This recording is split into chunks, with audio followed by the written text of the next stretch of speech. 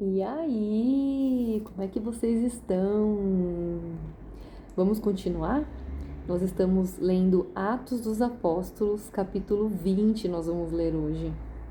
Então, nós vamos continuar falando sobre a pregação de Paulo, que Paulo tem caminhado por várias cidades e tem pregado e tem retornado, visitado essas mesmas cidades. E ele fica caminhando e caminhando e muita coisa acontece, muita confusão, muita coisa boa. E a gente está contando essa jornada, que não é uma jornada fácil, mas é uma jornada maravilhosa. Vamos iniciar então o capítulo 20? Vamos lá. No capítulo 19, no vídeo anterior, nós lemos o capítulo 19 e invadimos o capítulo 20, do versículo 1 ao 5. Então agora eu vou começar um pouquinho para frente, tá bom? No capítulo 20. Então eu vou começar aqui, do 7, do versículo 7. Nós lemos aqui do 1 ao 5 e 6, do 1 ao 6, e agora eu vou começar no capítulo 20, no versículo 7, caso você esteja com a sua Bíblia acompanhando, tá bom? Vamos lá. No primeiro dia da semana, estando nós reunidos para partir o pão, Paulo, que havia de viajar no dia seguinte, conversava com os discípulos e prolongou a palestra até meia-noite. Aí tem uma explicação aqui falando do primeiro dia. Então, o primeiro dia parece que a celebração da Eucaristia se realizava principalmente no primeiro dia da semana, que em seguida foi chamado de domingo. Havia muitas lâmpadas no quarto onde nos achávamos reunidos. Acontece que um moço chamado Eutico, que estava sentado numa janela, foi tomado de profundo sono, enquanto Paulo ia prolongando seu discurso. Vencido pelo sono, caiu do terceiro andar abaixo e foi levantado morto. Paulo desceu, debruçou-se sobre ele, tomou-o nos braços e disse: Não vos perturbeis, porque a sua alma está nele. Então subiu, partiu o pão, comeu e falou-lhes largamente até o romper do dia. Então eles amanheceram conversando. Depois partiu. Quanto ao moço, levaram-no dali vivo, cheios de consolação. Nós nos tínhamos adiantado e navegado para a cidade de Assos, para ali recebermos Paulo. Ele mesmo assim o havia disposto, preferindo fazer a viagem a pé. Então eles foram na frente e ficaram aguardando Paulo até essa cidade, que era no meio do caminho ali, nessa cidade chamada Assos. Reunindo-se a nós em Assos, então Paulo chegou lá, né?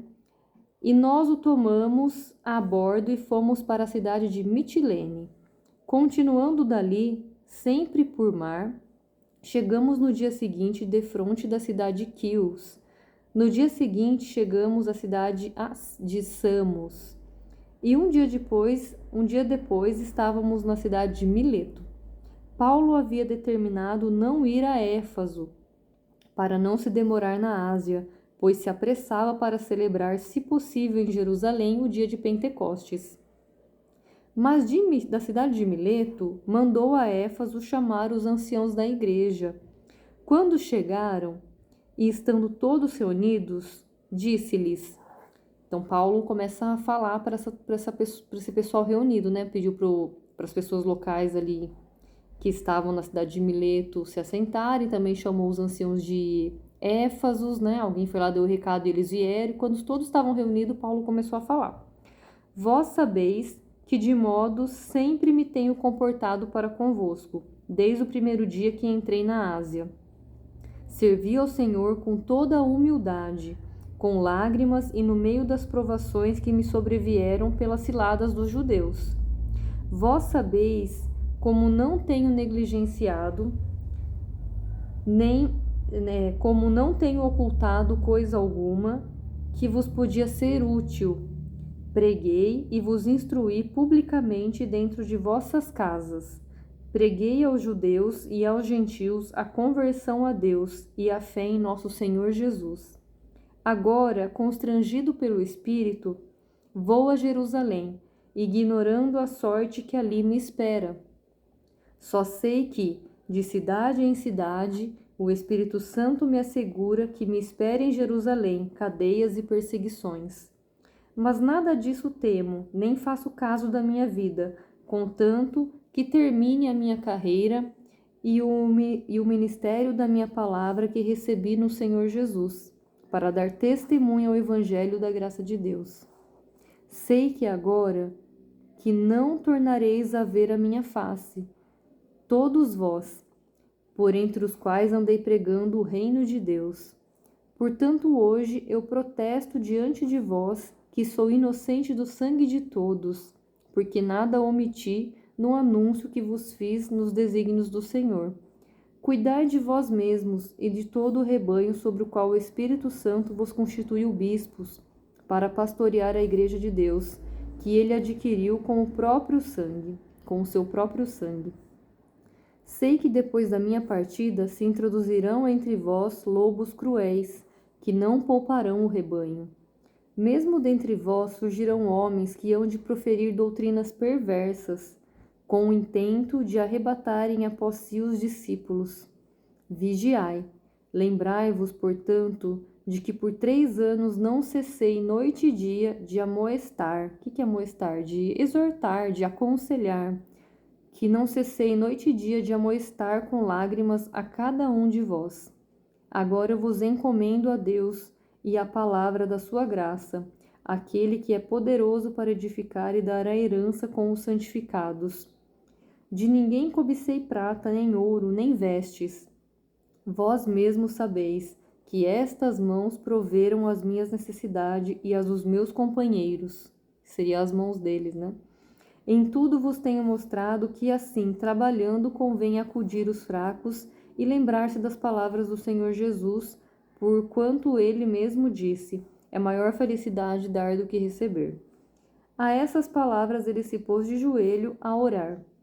Derramaram-se em lágrimas e lançaram seu pescoço de Paulo para abraçá-lo, aflitos sobretudo pela palavra que tinha dito. Já não vereis a minha face, e em seguida acompanharam-no até o navio. E aqui a gente encerra o capítulo 20. E o que eu gostaria de falar para vocês hoje, né? O que eu fico refletindo e queria trazer para vocês refletirem também. Se você também refletiu uma outra coisa que eu não vou falar aqui, comenta para mim aqui embaixo do vídeo para a gente conversar sobre isso, para você me ajudar a pensar também e refletir tudo isso, né? Mas eu fico pensando, Paulo recebia, né, a cada cidade que ele passava, ele conta aqui, ele escutava o Espírito Santo falando para ele que ele tinha que voltar para Jerusalém. Só que, ao mesmo tempo, o Espírito revelava para ele o que estava esperando ele lá, que era cadeia e perseguição. E aí fico pensando, você voltaria para Jerusalém, sabendo que lá você ia ser preso, até morto, talvez? E olha o que ele está dizendo, que eles não verão mais a face dele, então é como se ele soubesse que, de fato, a prisão seria ou muito longa até sua morte, ou que ele seria, de fato, morto, assassinado, né? Embora ele só fala sobre cadeia e perseguição, ele não fala que ele seria morto. Mas quando ele fala que não verei a face, a gente pensa nisso, né? Mas eu fico pensando nessa coragem, nessa servidão do Senhor. E aí um ponto que eu quero trazer e ele fala aqui várias palavras, né? Várias coisas assim profundas, bonitas, e que foram muito difíceis para ele, ele fala com a plena coragem e também clareza e inocência e mansidão e com paz no coração de falar assim, olha, fiz tudo o que podia, eu preguei cada palavra que eu pudesse falar, eu não poupei nada com medo de ninguém, nem da morte, nem de perseguição. Pelo contrário, quem está acompanhando aqui o Atos dos Apóstolos desde o capítulo 1, e nós estamos hoje no 20, tá vendo que a cada cidade que ele passou teve um conflito diferente, ele foi preso várias vezes, então assim, de fato ele não poupou nada para ser dito. Então a gente está aqui também lendo isso e sendo prova, né, disso também. Imagina as pessoas na época, então eu fico pensando, que paz é essa que ele fala? Fiz tudo que o Senhor me pediu na minha conversão, fiz tudo. Então agora eu vou em paz, porque eu sei que uma hora esse ciclo vai acabar, essa fase vai acabar, essa fase da pregação. E eu sinto o chamado do Senhor, então eu vou. Então assim, se ele sentiu medo, não sei. Talvez ele nem sentisse, ou talvez ele sentisse e foi com medo mesmo. E eu acho que a gente é a mesma coisa. Mesmo que a gente sinta medo, nós temos que fazer. Ou você acha que eu nunca parei para pensar aqui no canal do YouTube quanto tempo eu demorei para montar esse canal, para trazer essa palavra para vocês, quanto desejo não tinha no meu coração já há muito tempo e talvez por medo eu não fiz isso. Então, assim, nós temos medo, mas a gente tem que ir com medo mesmo, porque a gente tem que escutar a palavra do Senhor, a gente tem que escutar esse chamado. Nós temos que executar a nossa missão, mesmo que a gente inicie com medo, e depois a coisa vai andando e a coisa vai crescendo, né? E com Paulo foi dessa forma também. E ele foi escutando ao Senhor. E aí nossa reflexão é: eu estou escutando o Senhor? Você está escutando o Senhor? Você está vendo pessoas próximas a você escutar de fato o Senhor e fazer o que o Senhor está mandando? Seguindo de fato a palavra aqui? Não significa que a gente não erra.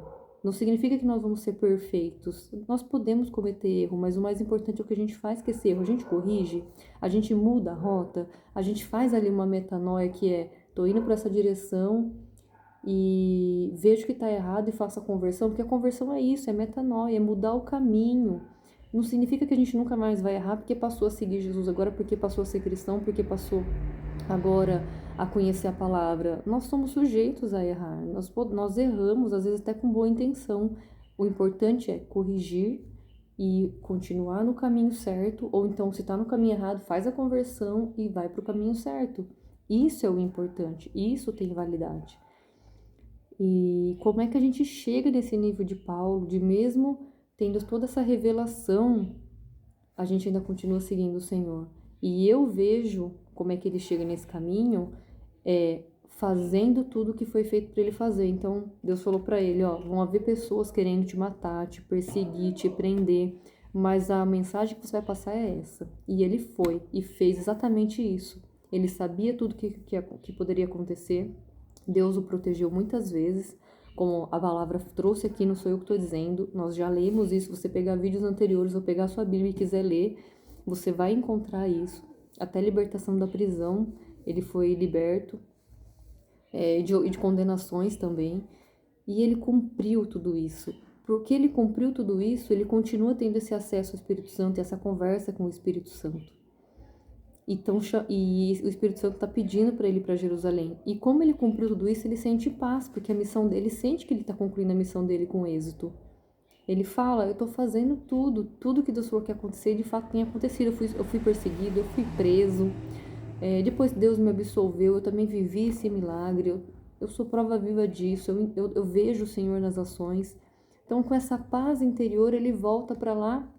E ele fala: a missão e a mensagem do Senhor, a servidão ao Senhor é mais importante que a minha vida, então eu continuo indo. É uma decisão ele querer ir. E aí eu quero ficar nessa palavra hoje para encerrar esse vídeo. Qual é a nossa decisão no dia de hoje? Nós decidimos seguir o Senhor, independente se nós vamos desagradar outras pessoas? Nós decidimos seguir o nosso coração. Deus fala ao nosso coração, não à nossa cabeça. Nós decidimos seguir o nosso coração, a gente tem escutado a voz do Espírito Santo, nós temos escutado a voz da nossa missão, que é o Espírito Santo que fala a nós, que é Deus que fala para nós, e a gente tem tomado essa decisão de enfrentar tudo e todos e continuar nesse caminho do Senhor. Se a nossa resposta é não, que nós possamos a cada dia buscar esse sim e decidir esse sim, e depois que você decidir, que você vai começar a praticar. Mas decida, encontre a sua missão, nos seus estudos, no seu momento com Deus, na sua oração. Porque não é só estudar a Bíblia, você precisa ter o seu momento em particular com o Senhor. Você precisa, como a Bíblia mesmo fala, fecha a porta do teu quarto, dobra teu joelho e ora para Deus. Ninguém precisa ver, ninguém precisa saber. É o seu momento de fé, é você e Deus, da maneira que você quiser, com as palavras que você quiser, no dia e no horário que você quiser. E se você ainda tiver uma vivência em comunidade na igreja que você frequenta, melhor ainda. Porque a vivência em comunidade é muito importante, te traz muito crescimento, te acrescenta muito, mas não é suficiente também. O seu momento a sós também é necessário. Então são necessárias muitas coisas: estudar a palavra do Senhor, ter essa vivência na comunidade, que também ali, né, é um estudo da palavra e também é uma vivência em comunidade, com um monte de outras atividades que a igreja oferece, independente da religião. e também e principalmente o seu momento com o Senhor, no seu íntimo, no seu lugar seguro, no seu lugar secreto, vamos chamar assim, na sua casa, no seu ambiente que você mais gosta. Prepara ali um lugar, se você nem tem na sua casa esse ambiente, prepara um lugar, coloca ali uma coisa que você gosta, coloca ali a Bíblia no canto, que é onde você vai ajoelhar, ou se você não tem esse espaço hoje na sua casa ou essa liberdade, pega a Bíblia. Ou se não tem a Bíblia, pega seu celular, coloca a Bíblia online, vai lá, ajoelha na sua cama, um horário que não tem ninguém na sua casa. Ajoelha ali e fica com o Senhor e fala assim: Senhor, eu vou ler uma palavra aqui, então eu vou ficar com o Senhor. E conversa com Ele o que você quiser. Se quiser só agradecer, agradeça. Se quiser pedir, peça. Se quiser ler um salmo para o Senhor, louvando Ele, glorificando a Ele, faça do seu jeito, não tem certo ou errado, porque é o seu relacionamento com o Senhor. Assim como eu tenho amizade com fulana, amizade com fulano, com cada um, eu tenho um tipo de relacionamento. Com a minha mãe é um relacionamento, com meu pai é outro relacionamento. Com meu pai agora ele faleceu, não tem mais relacionamento, né? Não físico. Com meu irmão é um relacionamento. Com cada pessoa é um relacionamento diferente. Com eles também, com eles para mim. Com a mãe deles é diferente, comigo é diferente, com outra pessoa é diferente. Então, é natural que o seu relacionamento com Deus seja diferente do meu relacionamento com Deus. Não tem certo e tem errado, tem relacionamento, e relacionamentos são diferentes e são íntimos, e são particulares e são preciosos.